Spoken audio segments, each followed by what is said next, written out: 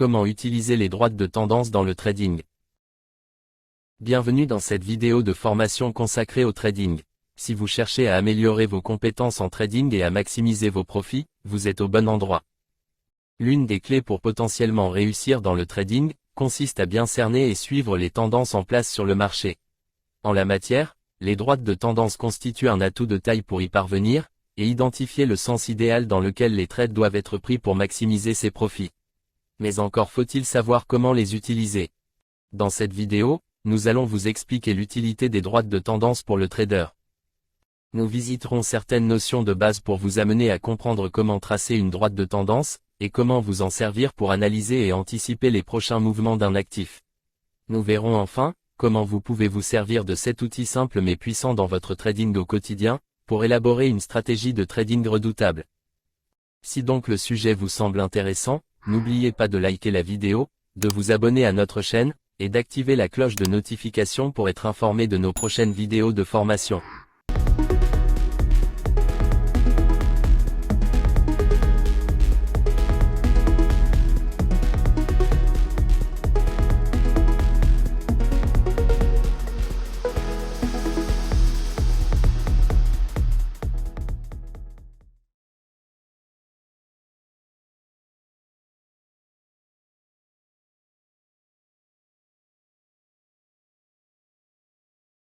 L'analyse technique regorge d'outils, d'indicateurs et de méthodes pour prédire les mouvements d'un actif.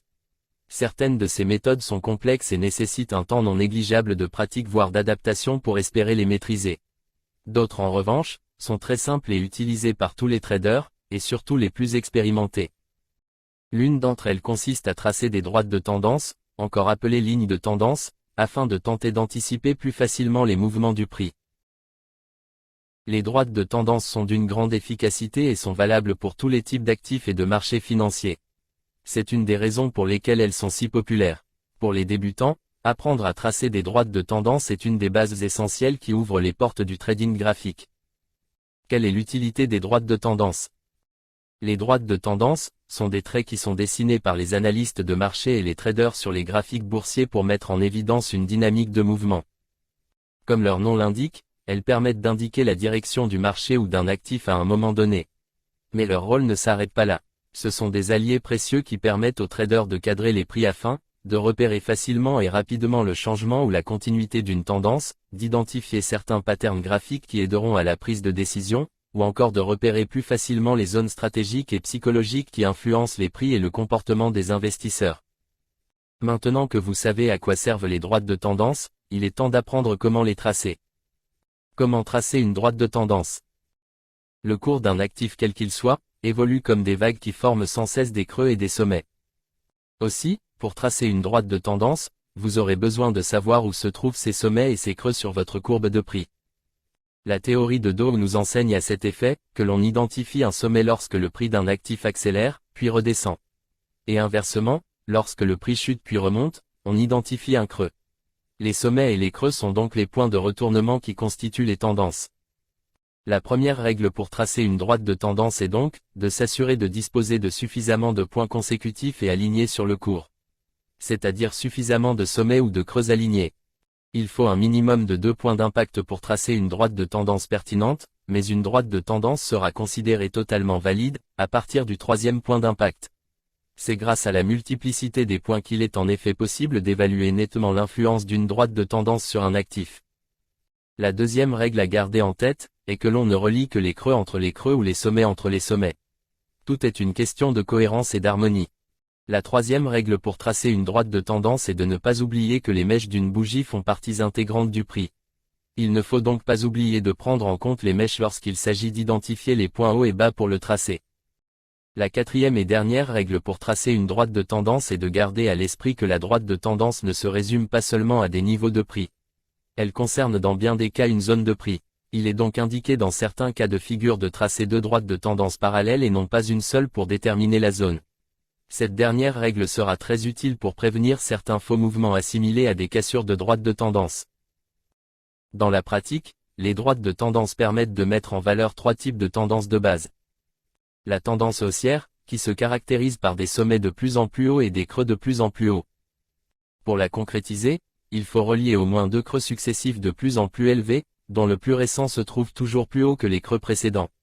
Cela donnera une ligne droite ascendante qui s'affichera en dessous de la courbe du prix. Cette droite de tendance est aussi appelée un support. La tendance baissière, qui se caractérise par des sommets de plus en plus bas et des creux de plus en plus bas. Pour la concrétiser, il faut relier au moins deux sommets successifs de plus en plus bas, dont le plus récent se trouve toujours plus bas que les sommets précédents. Cela donnera une ligne droite descendante qui s'affichera au-dessus de la courbe de prix. Cette droite de tendance est aussi appelée une résistance. Enfin, la tendance neutre ou latérale, qui se caractérise par des sommets et des creux qui évoluent de manière horizontale, empêchant le cours de faire des plus hauts et des plus bas.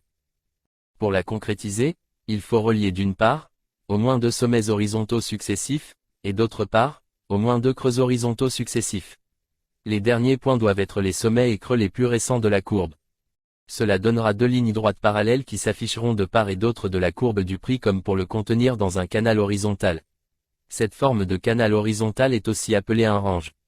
Les supports, les résistances ainsi que les ranges feront l'objet d'une autre vidéo de formation pour ne pas nous éloigner du sujet de cette vidéo. Comment juger de la pertinence d'une droite de tendance? L'importance que l'on accorde à une droite de tendance dépend de plusieurs facteurs.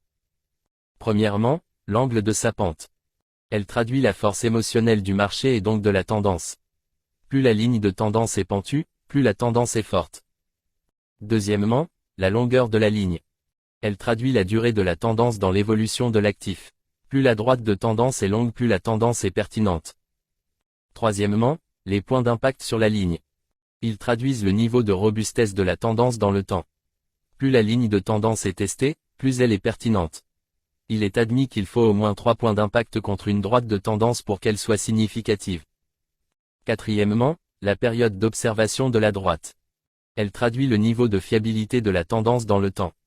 Plus la ligne de temps est grande, plus la droite de tendance est pertinente. Par exemple, une droite de tendance tracée sur une échelle d'une journée sera plus pertinente qu'une droite de tendance tracée sur l'échelle de 15 minutes. En revanche, si le prix traverse la droite lorsque celle-ci ne rejoint encore que deux sommets ou deux creux entre eux, alors la droite sera considérée comme non valide. Vous devrez alors identifier d'autres points consécutifs pour trouver une autre droite de tendance. Vous ne pouvez en aucun cas tracer une droite de tendance valide si celle-ci est traversée par le prix. Comment analyser une droite de tendance?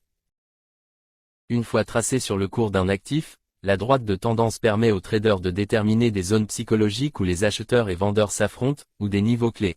À cette étape, il nous paraît important de préciser que les droites de tendance ne sont pas en elles-mêmes un signal d'entrée, elles ne donnent non plus pas de signaux d'achat ou de vente.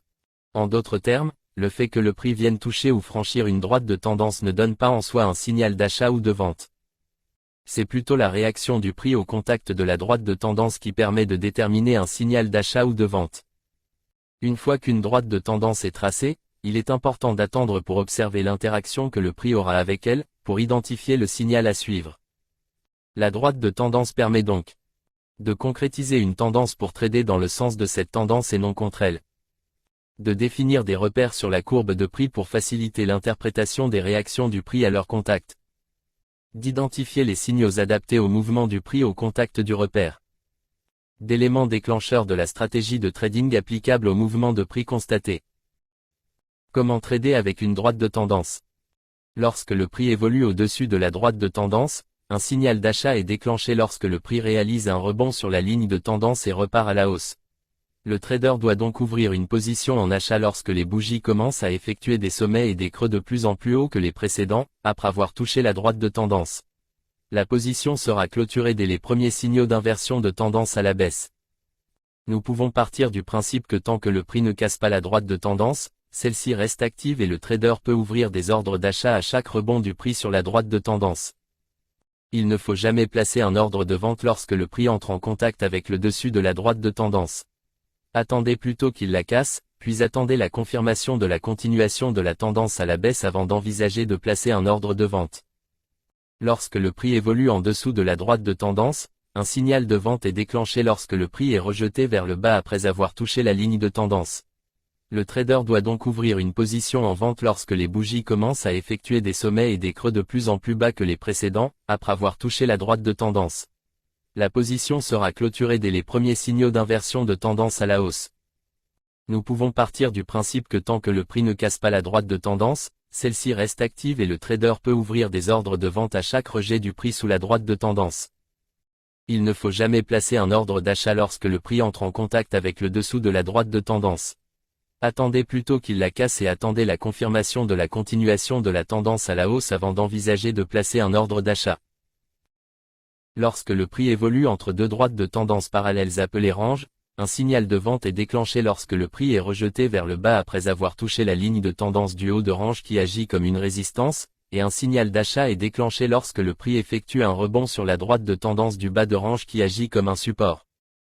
Nous pouvons partir du principe que tant que le prix ne casse pas l'une des deux lignes de tendance parallèles, celle-ci reste active et le trader doit attendre le contact du prix avec l'une des droites de tendance avant d'identifier un signal à suivre. Pour être efficace et éviter des surprises, le trader doit toujours trader dans le sens de la tendance identifiée.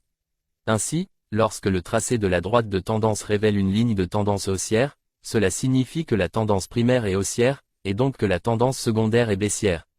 Le trader doit donc trader en priorité dans le sens des tendances primaires. C'est-à-dire, ouvrir en priorité les ordres en achat. Les traders les plus agressifs pourront accessoirement par la suite, saisir les retours de contre-tendance baissière pour prendre des positions additionnelles en vente. Lorsque le tracé de la droite de tendance révèle une ligne de tendance baissière, cela signifie que la tendance primaire est baissière, et donc que la tendance secondaire est haussière. Le trader doit donc trader en priorité dans le sens des tendances primaires. C'est-à-dire, ouvrir en priorité les ordres en vente. Les traders les plus agressifs pourront accessoirement par la suite, saisir les retours de contre-tendance haussière pour prendre des positions en achat. On notera que, plus une droite de tendance comporte de points d'impact, plus les probabilités de cassure deviennent importantes. Les lignes de tendance finissent toujours par être cassées à un moment ou à un autre. En règle générale, les cassures de droite de tendance interviennent toujours entre le 3e et le 4e point d'impact. Que se passe-t-il en cas de cassure d'une droite de tendance? Lorsque le prix ne respecte plus la ligne de tendance et qu'il la casse, cela annonce une poursuite du mouvement du prix dans le sens de la cassure. Certains traders appelés breakout traders, bâtissent leur stratégie de trading sur les cassures de tendance. Les cassures peuvent fournir des mouvements très explosifs et rentables, mais dans la majorité des cas il faut s'attendre à ce que le prix vienne à nouveau tester la ligne de tendance après l'avoir cassée. Ce mouvement de retour est une correction momentanée du prix appelé pullback. Pour profiter des cassures de ligne de tendance, vous avez le choix entre deux scénarios de trading. Vous pouvez entrer en position dans le sens de la cassure, et clôturer votre position dès la première confirmation de retournement de tendance. Cette option peut vous exposer à de faux mouvements de cassure de tendance appelés fake outs. Par contre, vous pourrez saisir un maximum d'opportunités de profit. Il est donc recommandé de rester vigilant après avoir ouvert votre position, pour la clôturer dès que les premiers signes annonciateurs d'un retournement de tendance apparaissent. La deuxième option est d'attendre un nouveau test de la ligne de tendance, donc attendre que le pullback se manifeste, avant d'entrer en position dans le sens initial de la cassure. Cette deuxième option peut vous faire manquer des opportunités de profit sur les mouvements initiaux de cassure de tendance, mais vous ne risquerez pas d'être piégé par des fake outs, ou des retournements de prix rapides après une cassure récente. Nous espérons que cette vidéo vous aura fait comprendre l'utilité des droites de tendance dans le trading. Il existe plusieurs autres méthodes pour déterminer une tendance, notamment avec des indicateurs comme les moyennes mobiles. Ces indicateurs vous seront présentés dans une prochaine vidéo. Si cette vidéo vous a plu, n'oubliez pas de la liker, de vous abonner à notre chaîne, et d'activer la cloche de notification pour rester informé des prochaines vidéos que nous publierons. Partagez cette vidéo à vos proches et connaissances qui souhaiteraient comme vous réussir dans le trading. Nous vous disons merci et à bientôt pour d'autres vidéos de formation.